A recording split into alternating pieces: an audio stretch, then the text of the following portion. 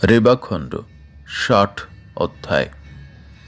মার্কণ্ডেয় কহিলেন, হে পার্থিব পুনরপি সর্প মার্কণ্ডেয় কহিলেন, হে পার্থিব পুনরপি সর্ববিঘ্নহর অখিল দুঃখ নাশন অনুত্তম আদিত্যশেখর মাহাত্ম্য বর্ণন করিতেছি। এই মঙ্গলময় আদিত্য মাহাত্ম্য আয়ু ও সমৃদ্ধিবর্ধক এবং পুত্রপ্রদ। হে কুরুনন্দন, স্বর্গ মর্ত ও পাতালে যে সকল তীর্থ বিদ্যমান, আদিত্য তীর্থ মাহাত্ম্যের সহিত সে সকল তুলনা হয় না। হে কুরুকুমার, কুরুক্ষেত্র, গয়া, গঙ্গা, নৈমিষ, পুষ্কর, বারাণসী, কেদার, প্রয়াগ, রুদ্রনন্দন, মহাকাল, সহস্রাক্ষ, শুক্লতীর্থ ইহারা আদিত্য তীর্থের ষোড়শাংশের একাংশযোগ্য নহে। নৃপসত্তম, অনন্তর বৌরীতীর্থে যাহা ঘটিয়াছিল বর্ণন করিতেছি, শ্রবণ কর। আমি বার্ধক্য পীড়িত, তথাপি তোমার প্রতি স্নেহানুবিদ্ধ হইয়া বলিতেছি। মহৌজা তপনিরত তপস্বীরাও আমার এই সকল কথা শ্রবণ করুন। আমি রুদ্র সন্নিধানে এই সকল শ্রবণ করিয়াছি। তৎকালে নন্দী, স্কন্দ ইহারাও দেবের সমীপে বিদ্যমান ছিলেন। তখন পার্বতী শম্ভুকে আদিত্য তীর্থের মাহাত্ম্য জিজ্ঞাসা করেন। তৎকালে শঙ্কর সসম্ভ্রমে গিরিকুমারীকে যাহা বলিয়াছিলেন, আমি একচিত্ত হইয়া সেই সকল রুদ্র গীতিকা শ্রবণ করিয়াছিলাম। হে পাণ্ডব, এক্ষণে আমি তোমার নিকট সে সকল কহিতেছি, তুমি যত্নপূর্বক শ্রবণ করো। একদা দ্বিজগণ দুর্ভিক্ষ পীড়িত হইয়া নর্মদা তীরের আশ্রয় লন। তৎকালে উদ্দালক, বশিষ্ঠ, মান্ডব্য, গৌতম, যাজ্ঞবল্ক, গর্ক, শাণ্ডিল্য, গালব, নাচিকেত, বিভাণ্ড, বালখিল্যগণ, শতাতপ, শঙ্খ, জৈমিনী, গভীল, জৈগীসব্য ও শতানিক নর্মদা তীরে উপনীত হন। ঋষিপুঙ্গবগণ তীর্থ প্রসঙ্গে নর্মদা তীরের সকল দিক পরিভ্রমণ করিয়া আদিত্যেশ্বর সমীপে আগমন করেন। হে রাজন, এই সুশোভন পূত আদিত্যেশ্বর ক্ষেত্র তিন্দুক, পাটল, যোদগীর, অর্জুন, কুব্জ, শমী, কেশর, কিংশুক, পুরাগ, নারিকেল, খদির প্রভৃতি অনেক বৃক্ষে সমাচ্ছন্ন, সুগন্ধি কুসুম সৌরভে আমোদিত এবং মৃগ, মার্জার, ঋক্ষ, হস্তি ও শার্দুলগণে সমাকুল। অনন্ত ঋষিগণ এইরূপ বিবিধ তরু শোভিত সাপদাকীর্ণ কুসুম সমাকুল পুণ্যবনে প্রবেশ করিলেন। দেখিলেন রক্তাম্বর পরিহিতা, লোহিত মাল্যধারিণী, রক্তচন্দন চর্চিতা, রক্তভূষণ শোভিতা, পাশহন্তা কতিপয় ভয়াবহা রমণী তাহাদের সম্মুখে আসিতেছে সহিত। আবার কৃষ্ণ মেঘসন্নিভ মহাকায়, ভীমবদন, পাশহন্ত ভয়াবহ কতিপয় পুরুষ রহিয়াছে। রমণীগণের কেহ দীর্ঘজিহ্বা, কেহ করাল বদনা, কেহ ভীষণ দ্রংষ্টা ও কেহ পিঙ্গললোচনা। ফলত তাহাদিগের রূপ এমনই যে সেই দুরাসদ আতুর অরণ্যচারীগণকে দর্শন করিলেই তাহাদিগকে অনাবৃষ্টির প্রতিমূর্তি বলিয়া মনে হয়। হে কুরুষোত্তম, অনন্তর ঋষিপুঙ্গবগণ আর এক বৃদ্ধা নারীও দর্শন করিলেন। হে ভারত, ওই বৃদ্ধা নারী পূর্বোক্ত রমণী দলের সমীপে সমাগত হইল। ক্রমে সাধ্যায় নিরত ঋষিগণ সেই পাপকর্মা বনচারীগণের দৃষ্টিপথে পতিত হইলেন। অতঃপর তাহারা দলবদ্ধ হইয়া তপস্বী দ্বিজগণকে কহিল, হে মহাভাগগণ, আমাদের স্বামীরা এই তীর্থ মধ্যে বাস করিতেছেন। আপনারা তাহাদিগকে অবিলম্বে আমাদের সমীপে প্রেরণ করিবেন। সত্তমগণ তাহাদের বাক্যে ত্বরান্বিত হইয়া নর্মদা বক্ষে গমন করিলেন এবং রেবা দর্শনে সেই সকল ঋষির মধ্যে কেহ কেহ বক্ষমান বাক্যে নর্মদার স্তব করিতে লাগিলেন। ঋষিরা কহিলেন, হে দেবী, আপনার জয় হোক, আপনাকে নমস্কার। হে বরে, সিদ্ধগণ আপনার সেবা করেন, আপনি সর্ববিধ মঙ্গল দান করিয়া থাকেন এবং আপনা হইতেই সকলে পবিত্রতা লাভ করে, আপনাকে নমস্কার। হে দেবী, আপনি রুদ্রদেহ হইতে সমুদ্ভূতা হইয়াছেন, সহস্র সহস্র দ্বিজ আপনার সেবা করিয়া থাকেন, আপনাকে নমস্কার। হে শিবে, আপনি অখিল বস্তু পবিত্র করেন। হে বরপ্রদ দেবী, আপনাকে নমস্কার। দেবী, আপনার জল সুশীতল, সুখপ্রদ ও পাপহর। হে শরীদবরে, আপনার গতি অতীব বিচিত্র, আপনাকে নমস্কার। হে সুখপ্রদে, ভূত নিবহ আপনার নীরের সেবা করে, আপনি গন্ধর্ব, যক্ষ ও উরগণের অঙ্গপুত করেন। মহাগজ, মহামহিষ ও মহাবরাহ নিকর আপনার মহা উর্মে মালা সমাকুল জল পান করে। হে উত্তমে, আপনাকে নমস্কার। আপনি আমার পাপরুদ্ধ পাশবদ্ধ আত্মার মুক্তি বিধান করুন। মানবগণ যতক্ষণ আপনার নীরে শরীর সংযোগ না করে, ততকালই তাহাদের নরক নিকর ভোগ হয়। কিন্তু নিশাকর ও রবিকিরণ দ্বারা আপনার যে উত্তম জল স্পষ্ট হয়, হে দেবী, সেই জল স্পর্শ করিলে জনগণ পরম পদ প্রাপ্ত হইয়া থাকে। যাহারা অনেক সংসার সম্ভূত পাপে অভিভূত, বহুবিধ পাপ যাহাদিগকে সতত আবৃত করিয়া রহিয়াছে, হে পদ্মপতনে সুখ দুঃখাদি বহুবিধ দ্বন্দ্ব সমন্বিত তাদৃশ মানবগণের আপনিই একমাত্র গতি। হে দেবী, আপনার আশ্রয় লাভ করিয়া নদীনিবহ পূত ও বিমল হইয়াছে, সংশয় নাই। অনেক শিষ্ট ব্যক্তি আপনাকে পূজা করেন, আপনি দুঃখাতুরদিগকে অভয় দান করিয়া থাকেন। আপনার তরঙ্গ ভঙ্গি দ্বারা মহাচল বিধ্বস্ত হয়।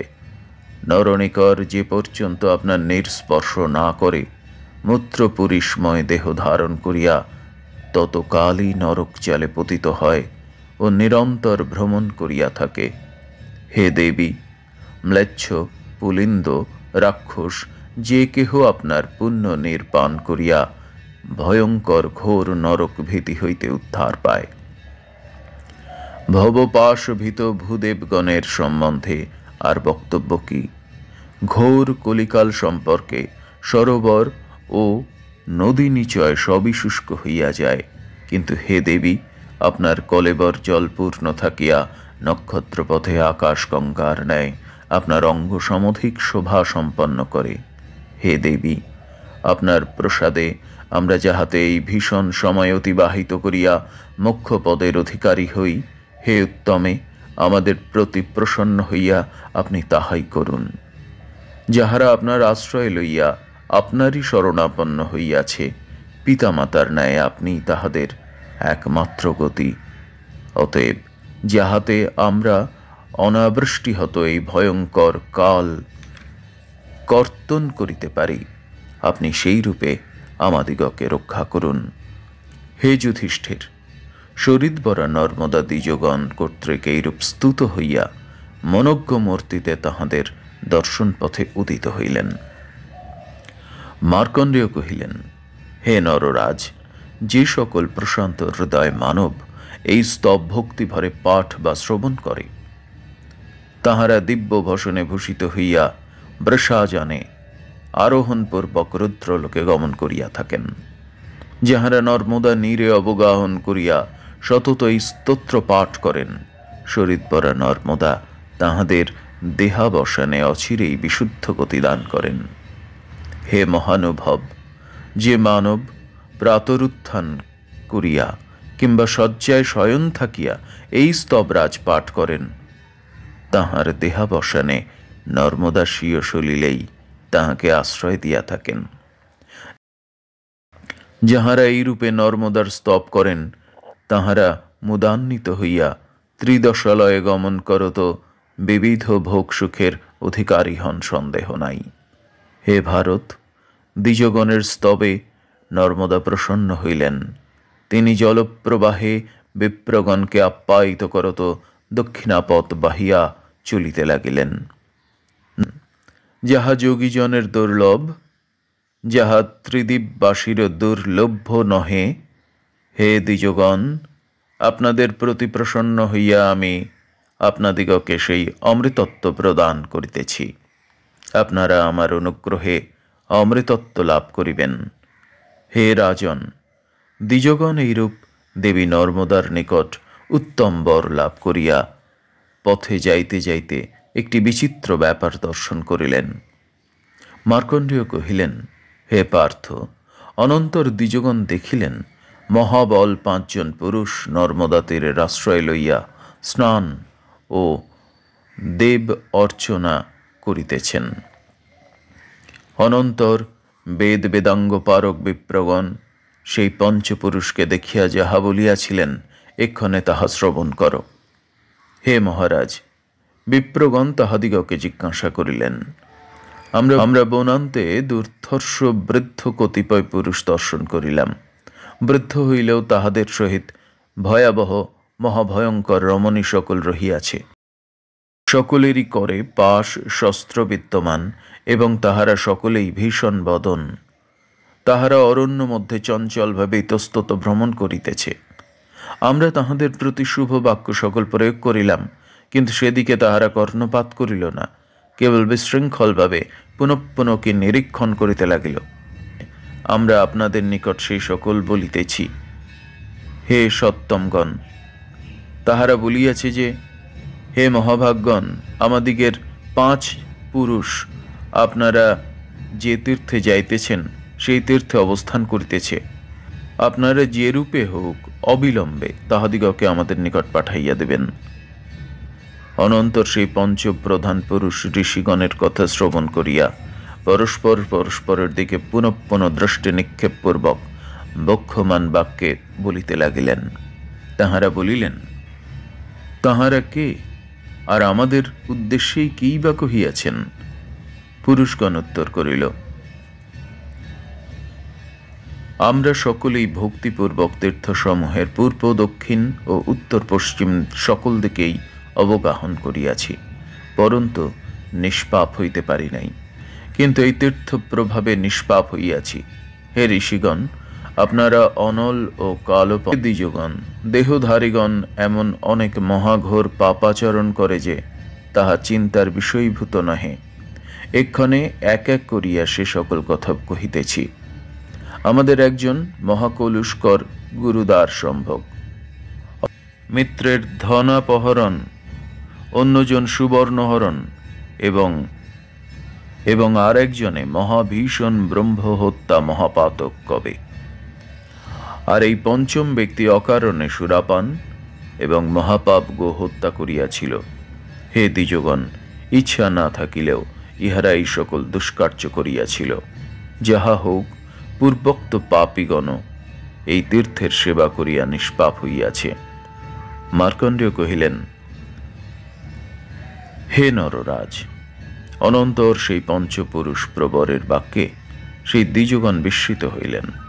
পাপিষ্ঠ হইলেও নর্মদা তীর্থ প্রভাবে তাহাদের সমস্ত পাপ দূরীভূত হইয়াছিল। এই নর্মদা তীর্থে কোনো পাপী প্রবেশ লাভ করে না। ওই পাপীরা ইহা চিন্তা করিয়া হৃদয়ে হরি ও দিবাকরকে ধ্যানপূর্বক এই নর্মদা তীর্থেই আশ্রয় গ্রহণ, নর্মদা নীরে অবগাহন ও পিতৃতর্পণ করিল এবং জনার্দনকে হৃদয়ে ধ্যান করিয়া দিবাকরের নমস্কার করিল। অনন্তর তাহারা ভক্তি ভরে দিবাকরের প্রদক্ষিণ করিয়া জ্বলন্ত অনল মধ্যে প্রবেশ করিল। হে, পূর্বে তাহারা পাতক কর্তৃক আহত হইয়া সাত্ত্বিক বৃত্তি পরিত্যাগপূর্বক রাজবৃত্তিতে রত ছিল। এক্ষণে রেবানীর স্পর্শে তাহাদের সাত্ত্বিক ভাবের উদয় হইল। তটে হে যুধিষ্ঠির, তাহারা দিব্য বিমানে আরোহণ করিল। ঋষিগণ নর্মদা তটে এই আশ্চর্য ব্যাপার দর্শন করিয়া তদবধি রাগ দেশ বিসর্জন পূর্বক মোক্ষ কামনায় সতত দিবাকর তীর্থের সেবা করিতে লাগিলেন। হে নররাজ, এক্ষণে দিবাকর তীর্থের প্রভাব শ্রবণ করো। হে দিবাকর তীর্থে গ্রাম ভার বহন উপযোগী বৃষ,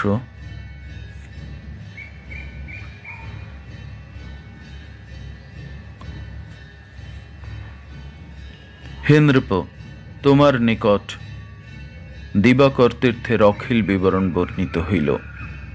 যাহারা ভক্তিপূর্বক এই দিবাকর তীর্থের অখিল পুণ্য ফল শ্রবণ করে, তাহারা পাপ বিমুক্ত হইয়া রবিলোকে বাস করে।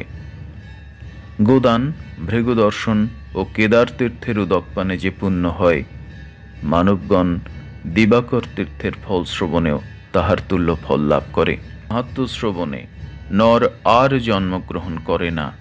হে মহিপতে, আমি তোমার ভক্তিতে প্রীত হইয়া তৎসমস্ত বর্ণন করিলাম। ভগ্নভাণ্ডে জল রাখিলে সেই জল যেমন গলিত হইয়া পতিত হয়, তদ্রূপ দিবাকর তীর্থের প্রভাব শ্রবণেও মানবের অখিল কলুষ বিলীন হইয়া থাকে, আর সে সততই তীর্থের অভিমুখ্য প্রাপ্ত হয়, এ বিষয়ে সন্দেহ নাই।